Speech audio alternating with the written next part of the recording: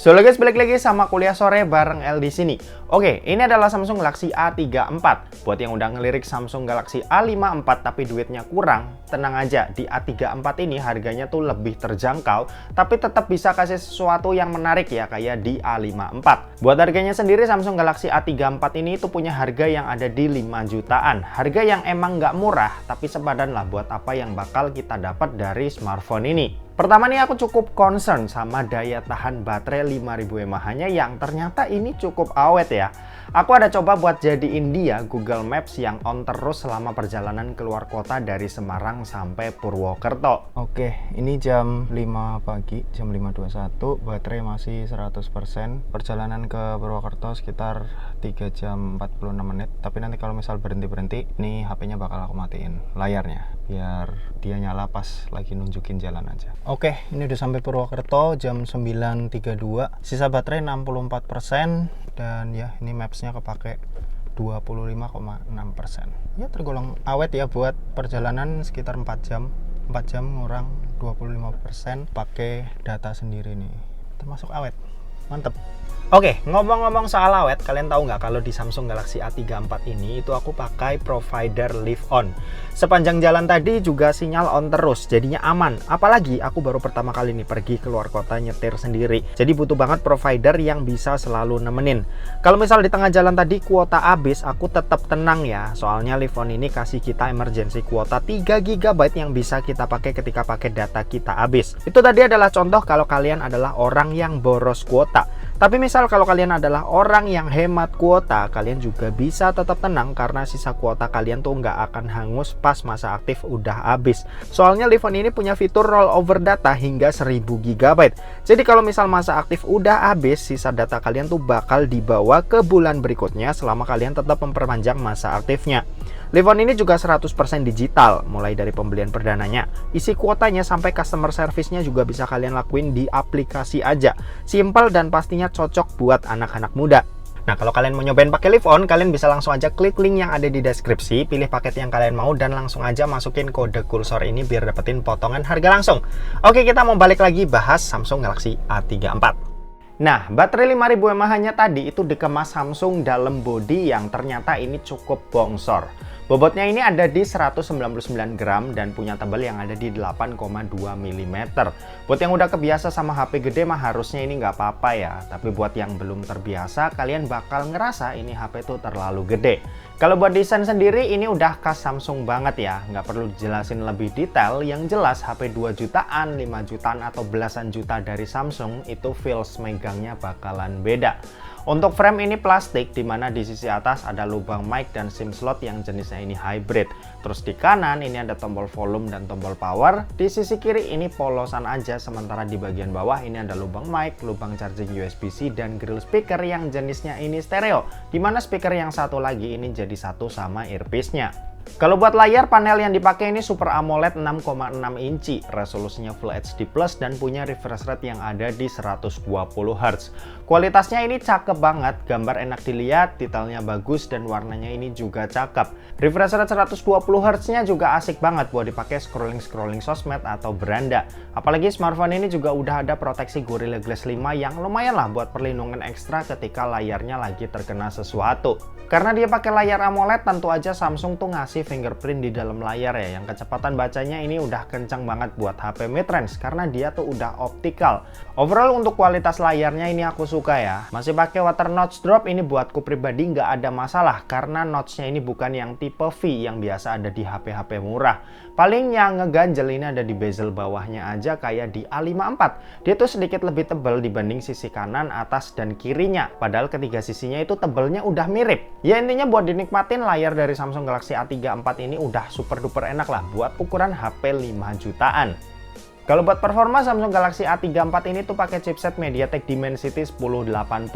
Ini chipset yang bisa dibilang baru ya buat pasar Indonesia, tapi dia tuh nggak beda jauh sama Dimensity 920 yang performanya ini udah oke. Buat dipakai harian ini udah mencukupi banget, multitasking enak, buat buka tutup aplikasi juga nyaman, dan cukup berasa smooth ketika lagi dipakai.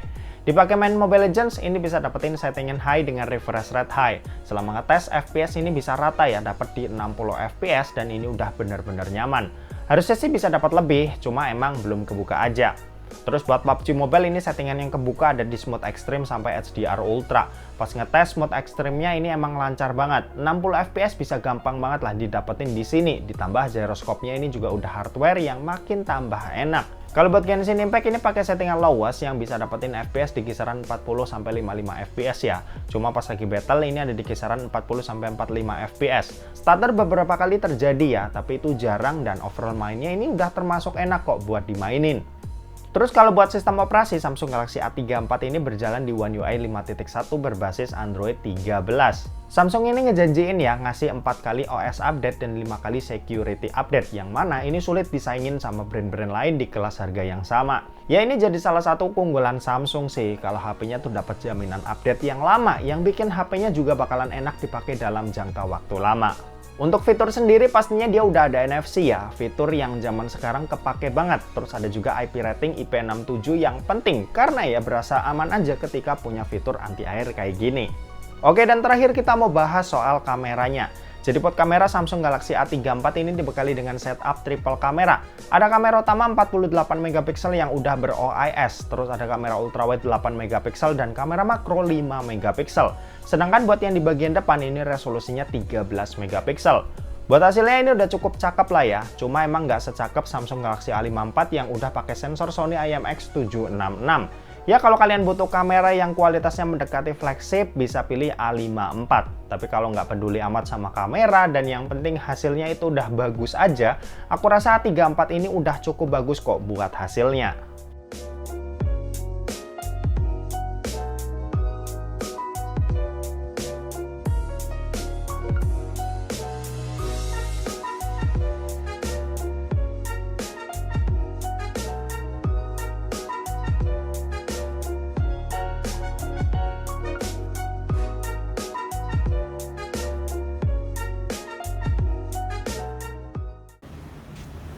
Ini contoh perekaman video dari Samsung Galaxy A34 5G. Dia bisa pindah-pindah lensa ya. Ini di Full HD 30 fps. Ini lensa utamanya. Dan ini yang ultra wide. Ya, hasilnya lebih lebar, dapat point of view yang lebih luas. Dan kalau misal pakai ultra wide enak buat dipakai ngevlog jalan-jalan gini contohnya. Di Full HD 30 dia ada mode super steady, bikin perekamannya lebih stabil, cuma hasilnya ini bakal lebih nge-crop ya, lebih sempit. Kompensasi sih biar gambarnya lebih stabil, makanya di crop. Dan kalau kita pakai lari, oke, kayak gitu. Gimana menurut kalian? Ini Full HD 60, cuma bisa lensa utama aja. Oke. Dan ini bakal dikompres ya nanti ke 30 fps. Ngikutin video kuliah sore yang di Full HD 30 doang kalau di YouTube.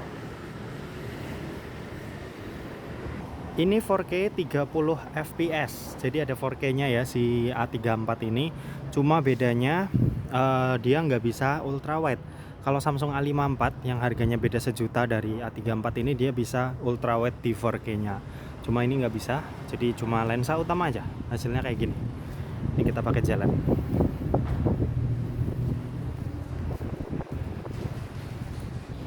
Oke, ini contoh kamera depan Full HD 30 fps. Kalau ke atas sana awan jadi putih ya, tapi muka masih kelihatan jelas. Oke.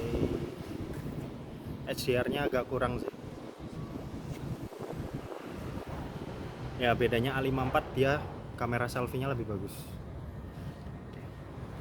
Kamera depan juga ada 4K 30 fps, cuma dia nggak ada Full HD 60 ya. Di A54 dia ada Full HD 60. Di sini nggak ada, langsung ke 4K 30. Hasilnya kayak gini. Masih sama HDR kamera depannya agak kurang. Ya tapi udah cukup oke lah. Muka jadi utama ya. Yang penting muka nggak kelihatan gelap dan masih kelihatan di layar. Cuma kalau langit yang terlalu terang dia bakal terlalu putih.